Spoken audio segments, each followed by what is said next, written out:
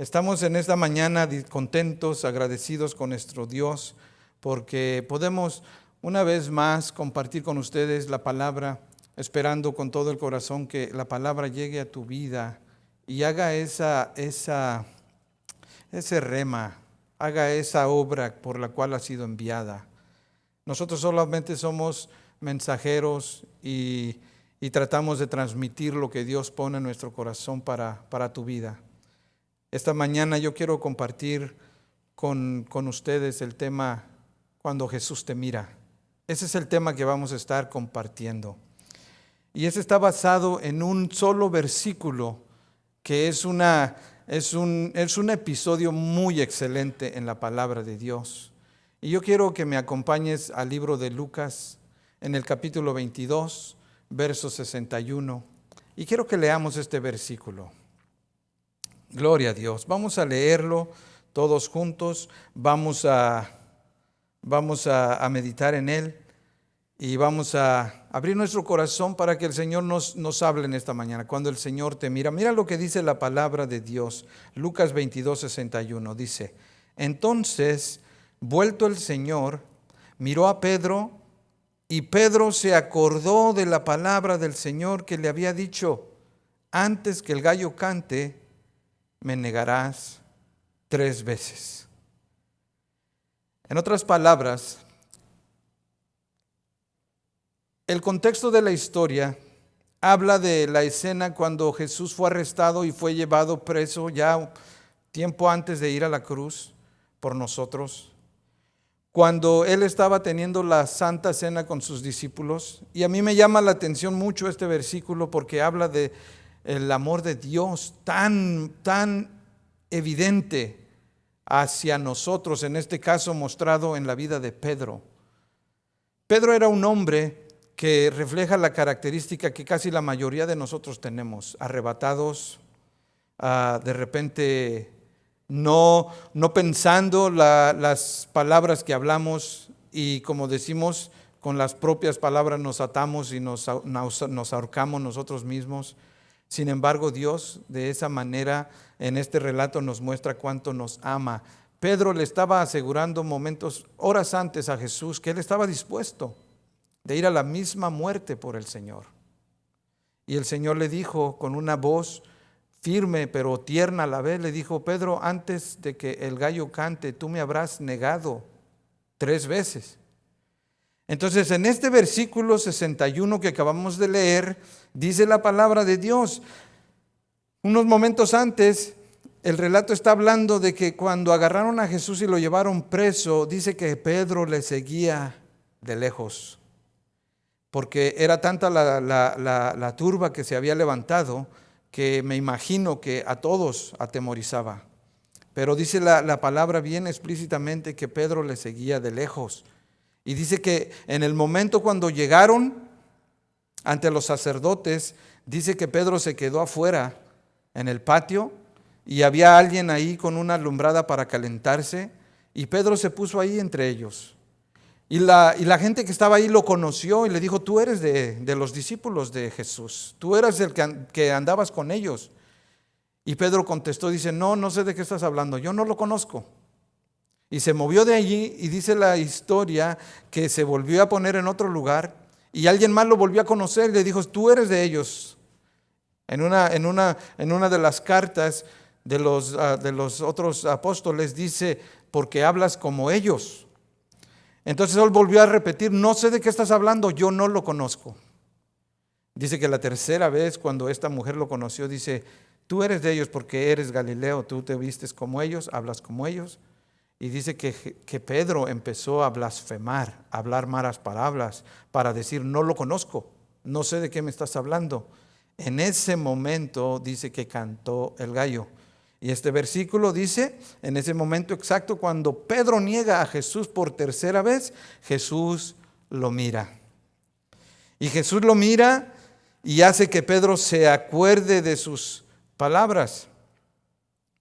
Muchos de alguna manera han malinterpretado este versículo porque han dicho que la mirada de Jesús hacia Pedro fue una mirada así como: te dije, ya sabía que lo ibas a hacer y te lo dije. Una mirada de juicio, de acusación. Pero yo, humildemente, yo creo que no fue esa la mirada de Jesús. Yo creo, y cada vez entre más voy conociendo a Jesús, más me doy cuenta que la mirada de Jesús no fue de juicio. Fue una mirada donde no lo acusa, sino le dice: Pedro, no te preocupes, tranquilo, yo ya te perdoné por eso. Y por eso es que este mensaje el Señor me lo ha puesto en mi corazón para que lo comparta contigo, porque hay una realidad en nuestra vida. En esta semana yo estaba buscando alguna información y me encontré con esta herramienta psicológica cognitiva que se llama la ventana de Johari. Usted la puede buscar en Google y puede encontrar esta ventana. Es una herramienta que se usa en muchos grupos de autoayuda y se llama así porque es abreviada por los dos científicos que la descubrieron. Uno se llama Joseph y no recuerdo su apellido, y el otro se llama Harris y tampoco recuerdo su apellido, pero en abreviación de estos dos nombres, Joseph y Harris, le pusieron la ventana de Johari. Entonces, esta ventana tiene cuatro áreas o 4 cuadrantes, pero revelan la personalidad humana. La forma que tenemos para enfrentar la vida, la forma que tenemos para pensar, la forma que tenemos para comprender, la forma que tenemos para soñar, incluso la forma para atravesar las dificultades, las crisis de la vida. Y esta ventana tiene 4 áreas, como dije anteriormente, y una de estas áreas, o un cuadrante de ellos, es el área pública, lo que todos sabemos de nosotros mismos, pero también lo que la gente sabe de nosotros. Esta área no se puede ocultar. El carácter, el aspecto físico, es donde decimos: ese es güerito, ese es moreno, ese es alto, ese es bajito, es sonriente, es mal encarado, y ese es el área pública. Y todos tenemos esa área pública, no necesariamente tenemos que ser artistas, pero sí todos tenemos un área pública, todos nos conocen de esta manera. Está la otra área, y es la área secreta o el área oculta. Es esa área donde tú sabes de ti mismo, pero mucha gente no te lo conoce. ¿Por qué? Porque es algo que el mundo desconoce de ti, solo tú lo conoces. Y cuando nadie te ve, ahí es donde tú puedes darte cuenta de tus debilidades. Tú sabes tus debilidades, son cosas que a nadie le has contado, a nadie le has expresado, que tú conscientemente, oye lo que te digo, no le comunicas a mucha gente. Tus pecados ocultos que nunca has confesado, los malos hábitos que a veces no quieres quitar de tu vida, esos están en el área oculta o el área secreta. Luego viene la otra parte de la ventana, el otro cuadrante, que se le llama el área ciega. Y esa está formada por las cosas que todos saben de ti, pero que tú mismo no te das cuenta. Por ejemplo, es cuando hablamos: qué presumido es ese, o qué déspota esa persona, o qué payaso es esa persona. Pero esa persona no se da cuenta. Ese es un área que todos saben de ti, pero que tú no te das cuenta. Aquí en esta área esa área ciega para nosotros, es donde necesitamos realmente verdaderos amigos que nos aprecien, verdaderos amigos que nos confronten, verdaderos amigos que nos digan cómo somos, para que nos ayuden y para que provoquen en nosotros un cambio. ¿Sí estoy explicando? Alguien autorizado para que pueda abordarnos y decirnos: mira, tú necesitas cambiar estas áreas de tu vida. Tú eres muy pedante, o eres muy enojón, o eres muy mal encarado, necesitas cambiar. Y luego tú le dices: no, si no estoy enojado, y que te pueda decir abiertamente: pues dile a tu cara, porque tienes una cara de pocos amigos. Ese es el área que le acabo de llamar el área ciega en esta ventana de Johari. Y luego viene la otra área, que es la área desconocida. En el área desconocida está compuesta por las cosas que tú no sabes de ti mismo. Está compuesta por las cosas que ni los demás saben de ti mismo. En esta área, en este cuadrante, solamente Dios conoce. Y esta es muy importante porque ahí es donde se encuentran todas esas cosas, las capacidades escondidas, las habilidades que escondidas, los sentimientos reprimidos, esas cosas que a lo mejor nos pasaron cuando éramos niños, esas cosas que no recordamos o que nuestra mente quizás ya las borró, porque la mente tiene la capacidad de reprimir, de borrar, de sacar las cosas que no suman en tu vida, que no ayudan, cosas que dejaron huella y que ya no te das cuenta que ahí están. Pero esa área es muy importante porque allí es donde nosotros debemos, sobre todo los que conocemos de Dios, esas son las áreas donde nosotros debemos trabajar. La iglesia debe de convertirse en un lugar seguro, un lugar donde uno pueda llegar y revelar esas debilidades, esas áreas que nadie sabe, pero con una seguridad donde no se sienta acusado, no se sienta señalado, no se sienta juzgado, donde podamos decir sin miedo y sin vergüenza: yo tengo esta debilidad, yo tengo estas acciones que me avergüenzan, o cosas que yo hago que ya no quiero hacer, pero necesito ayuda. La iglesia debería de ser ese lugar donde tú puedes llegar y decir: ora por mí porque estoy teniendo debilidades, estoy siendo tentado, estoy teniendo problemas. Pero esa área desconocida es una área donde solamente Dios puede entrar, y por eso es importante que nosotros, como hijos de Dios, tenemos que buscar a Dios con mucha entrega para que Dios pueda revelarnos esa área desconocida que nosotros no entendemos. Ahora, volviendo al caso de Pedro, como estábamos leyendo, cuando Pedro niega a Jesús por tercera vez, Jesús lo mira, y así como él se lo predijo, tal y como se lo predijo, Pedro le sucedió. ¿Por qué? Porque Jesús conoce nuestra realidad. Hay una área en tu vida que solamente Dios conoce, y Pedro no estaba consciente de esa área. Pedro tuvo un problema. Pedro era yo le llamo así, era muy extrovertido, muy arrebatado. Pedro, al parecer no tenía miedo, pero yo creo que más que eso era que Pedro le gustaba experimentar, le gustaba saciar esa curiosidad. En el momento como cuando Jesús se les apareció a sus discípulos caminando sobre el mar, Pedro fue el primero que dijo: si eres tú, haz que yo vaya a ti. Y Jesús le dijo: ven. Y Pedro, sin pensarla, rápido salió de la barca y empezó caminando en el agua. Qué linda experiencia, pero eso le llevó a realizar rápido que eso que él estaba experimentando era algo que nunca se podía experimentar o nunca se había visto, y rápido el miedo le llevó a hundirse. Entonces, volviendo a esta realidad, Pedro negó a Jesús no porque él lo había pensado así. Pedro estaba dispuesto, dijo, a ir a la cárcel o hasta la misma muerte por el Señor Jesús. Sin embargo, el miedo en este momento se apoderó de él y no pudo contenerse cuando lo enfrentaron y le dijeron: tú eres de esos. Él dijo: no lo conozco. Alguien dijo en una ocasión: si quieres causar un impacto en alguien, oye esto, ámalo. Ámalo cuando menos se lo espera. Ámalo cuando menos lo merezca.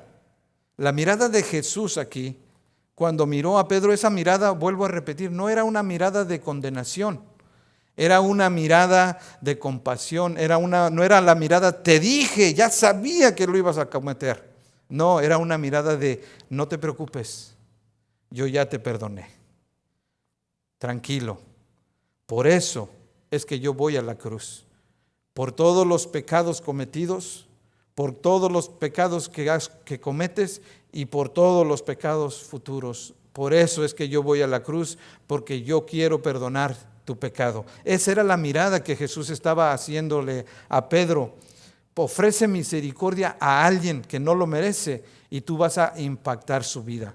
El Señor Jesús miró a Pedro con esa mirada, y y Jesús le muestra a Pedro ese amor de una manera como nadie se lo podía mostrar.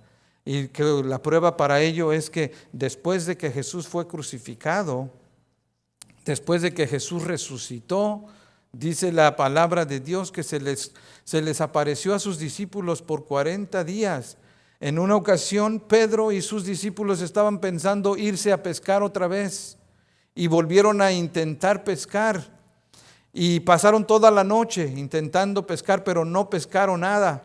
Pero al llegar la mañana dice que el Señor a lo lejos les dijo, ¿tienen algo que han pescado? Y ellos le dijeron, no hemos pescado nada. Y les dijo, tiren la red al otro lado.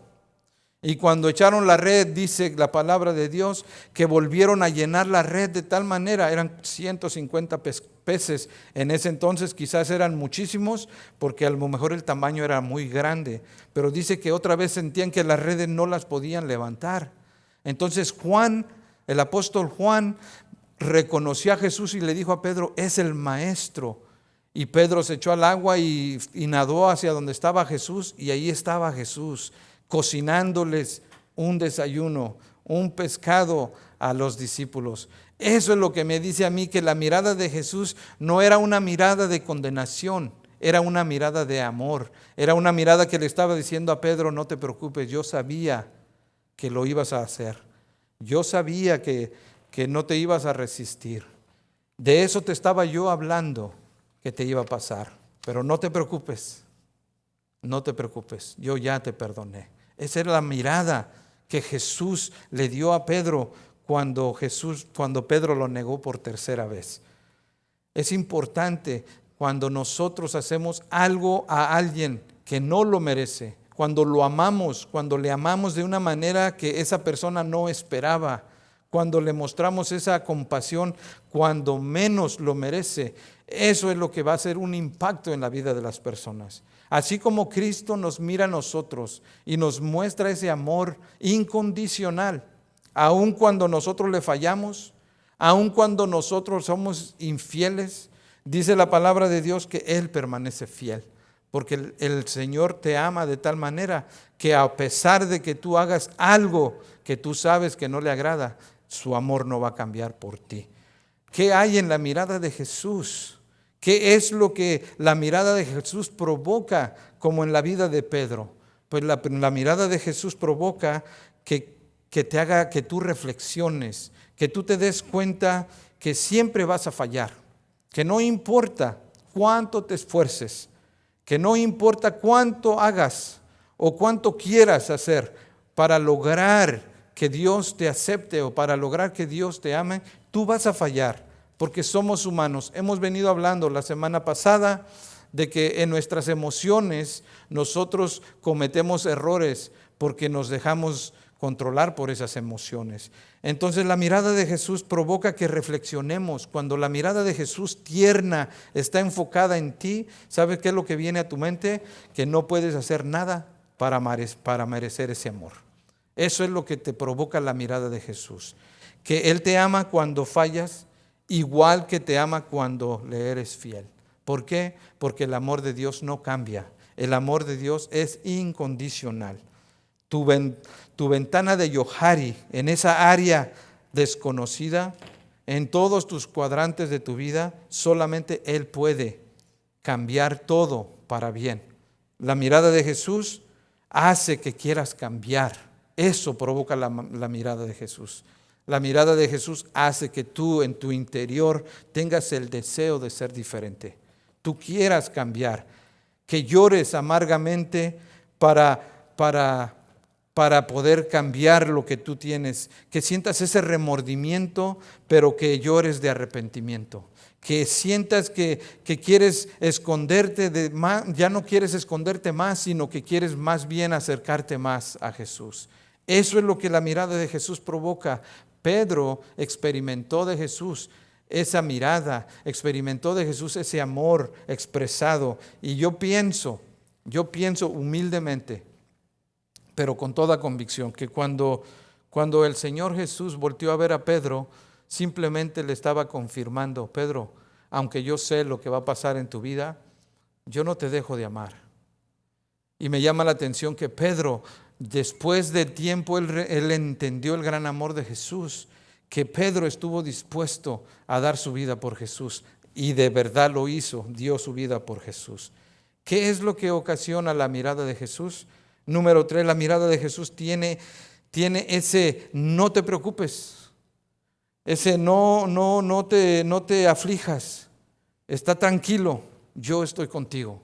En otras palabras, yo ya te perdoné. En otras palabras, yo ya pagué el precio por ti. Eso tiene la mirada de Jesús.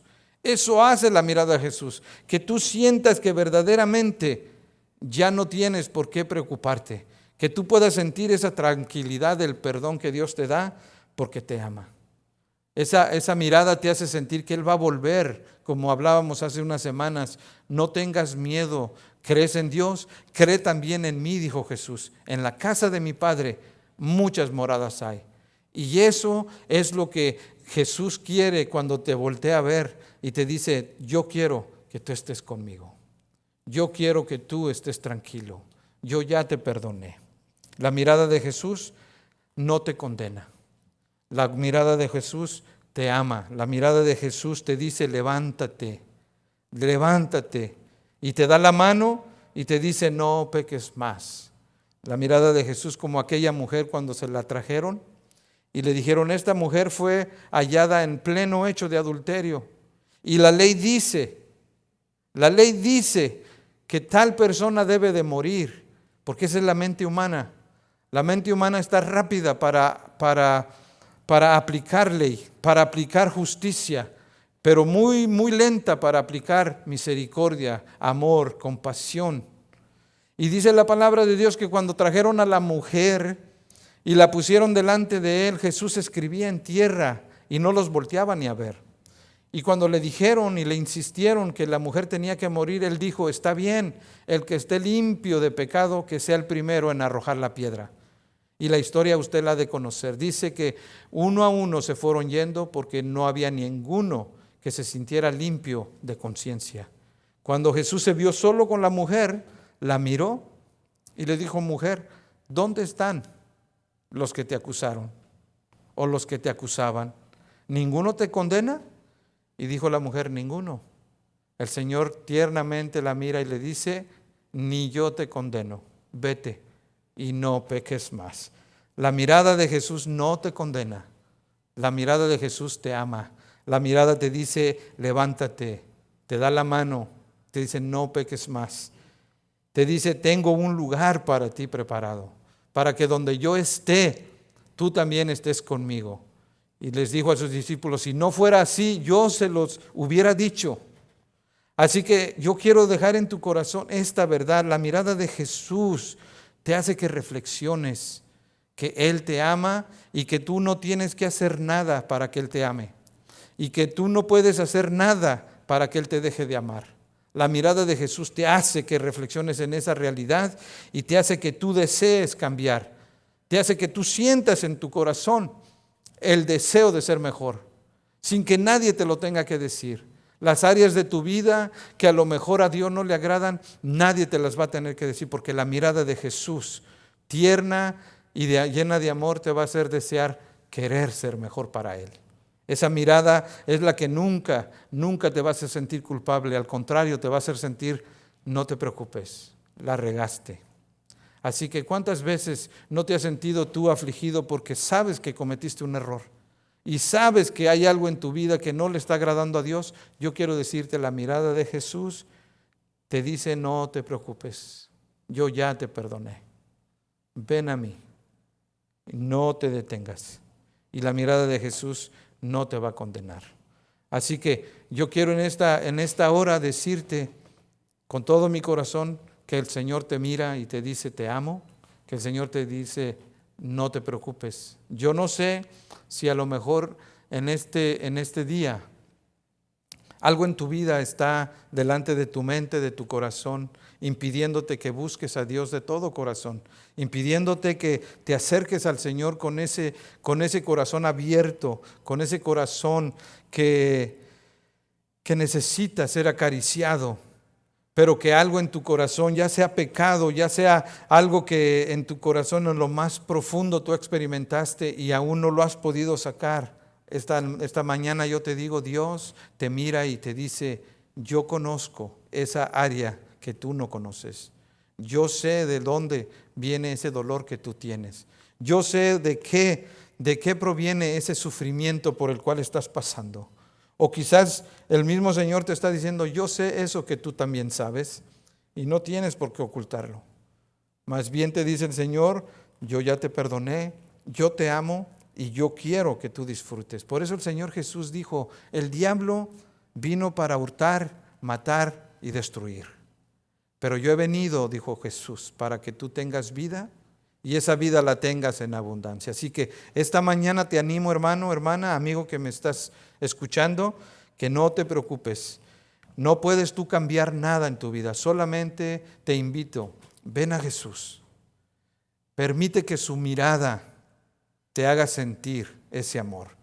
Permite que su mirada te haga sentir como le hizo sentir a Pedro.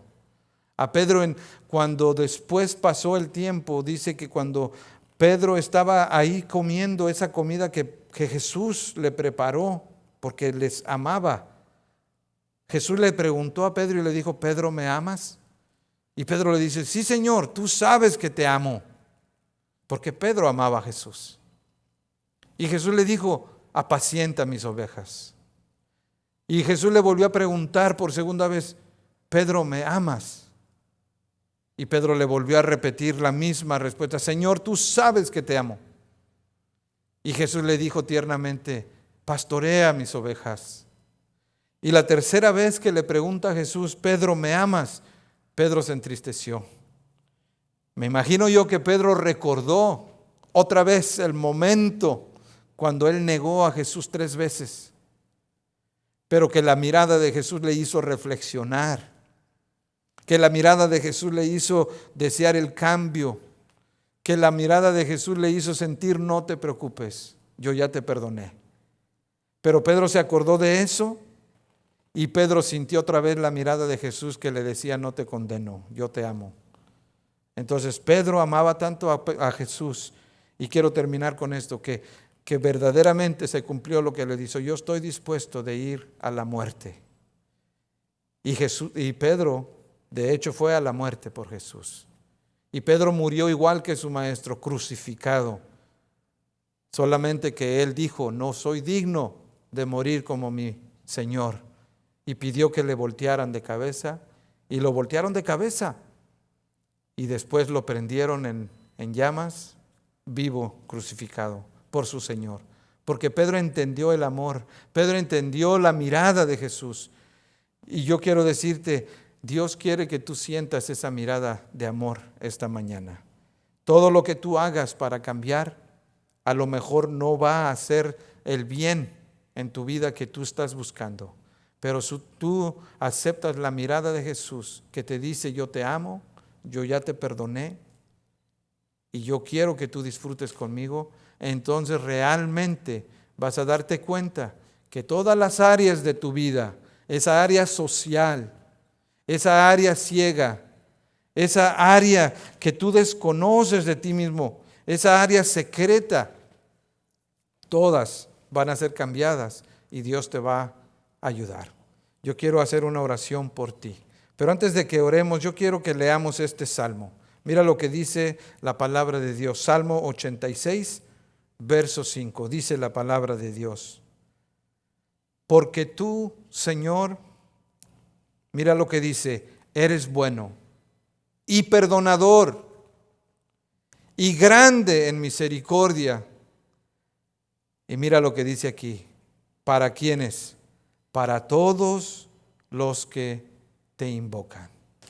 Dios es bueno, hermano, amigo. Dios es bueno.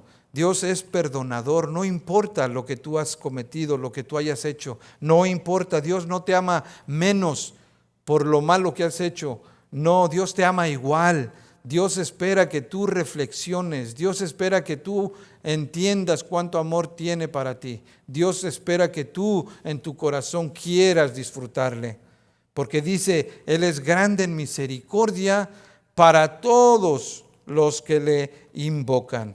Ahora quiero terminar con este versículo. Quiero que me acompañes a Romanos capítulo 8. Y mira lo que dice la palabra de Dios. Vamos a leer desde el verso 34. Para que veas cuánto Dios nos ama y cómo tú puedes disfrutar. Dice la palabra de Dios, verso 34. ¿Quién es el que condenará? Cristo es el que murió, más aún el que también resucitó, el que además está a la diestra de Dios, el que también intercede por nosotros. ¿Quién nos separará del amor de Cristo? ¿Tribulación? ¿Angustia? ¿Persecución? ¿O hambre? ¿O desnudez? ¿O peligro? ¿O espada? Como está escrito, por causa de ti somos muertos todo el tiempo, somos contados como ovejas de matadero. Antes en todas estas cosas somos más que vencedores. Eres más que vencedor. Escucha, dice, por medio de aquel que nos amó, en nuestro Señor Jesús. Verso 38 dice, por lo cual estoy seguro, Pablo hablando aquí dice, de que ni la muerte, ni la vida, ni ángeles, ni principados, ni potestades, ni lo presente, ni lo porvenir, ni lo alto, ni lo profundo, ni ninguna otra cosa creada. Se le acabó la lista y dice, si algo sale creado por ahí, nada nos podrá separar del amor de Dios que es en Cristo Jesús. Eso es lo que tiene la mirada de Jesús, que te mira con ese amor y que te dice, no te preocupes, yo estoy contigo.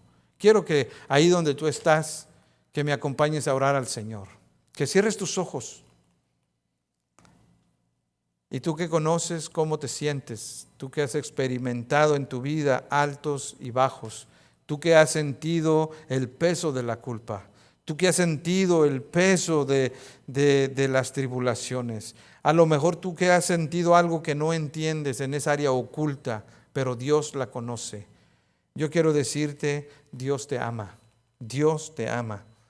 Y nada que puedas hacer va a hacer que te ame menos o que te ame más. Su amor es incondicional. Su amor por ti es eterno y fue mostrado ya una vez en la cruz del Calvario para que tú puedas disfrutar ese amor. Así que yo quiero orar por ti. Cierra tus ojos y acompáñame a orar. Padre, en este momento, mi Dios, en el nombre de Jesús, yo quiero declarar bendición para todo aquel que me está escuchando, para todo aquel que está en este momento mirándonos. Señor, declaramos bendición. Padre, tú conoces todas las áreas de la vida de todo aquel que nos esté mirando, esa área pública, Señor, esa área, Señor, secreta, esa área oculta, mi Dios, esa área desconocida. Tú las conoces todas las áreas. Y si bien es cierto, esta herramienta psicológica ha ayudado bastante, Señor, nada puede ayudar como ayuda tu mirada tierna, Señor, que nos hace saber cuánto nos amas. Señor, yo declaro bendición para todos y cada uno de los que nos están mirando, los que hayan de escuchar esta palabra. Declaro bendición. Quiero animarte a que declares en tu vida bendición. Quiero animarte que en tu vida tú declares que el perdón de Dios ya está para ti. Y si tú no lo has aceptado, quiero animarte que le digas, Señor Jesús, yo recibo tu perdón. Yo te pido, Señor, que tengas misericordia de mí, que me recibas en tu reino, Señor. Yo reconozco que soy pecador y gracias por tu perdón, Señor. Recibo tu perdón. Recíbeme en tu reino, dile. Recíbeme en tu reino, Señor. Ven y mora en mi corazón. Te recibo en el nombre de Jesús. Y dile gracias, Señor. Y gracias te doy, mi Dios, por los que hayan hecho esta oración. En el nombre precioso de Jesús. Te doy la gloria, te doy la honra, te doy la alabanza, mi Dios. Amén, amén, amén. Gloria a Dios. Hermanos, Dios los bendiga. Deseo que el Señor sea con cada uno de ustedes. Les animo a que nos acompañen cada domingo a las 10 de la mañana. Los dejamos aquí con un cuadro de información de nuestra iglesia, nuestro correo electrónico, nuestro número de teléfono, nuestra dirección. Les pedimos que por favor nos apoyen en oración. Necesitamos sus oraciones. Necesitamos que nos apoyen. Lo que el Señor ponga en tu corazón, en el sentido de apoyo para nuestro ministerio, para la iglesia Cristo viene en Fullerton, el Señor lo va a bendecir. Deseo que Dios te bendiga y te espero el próximo domingo. Hasta la próxima. Bendiciones.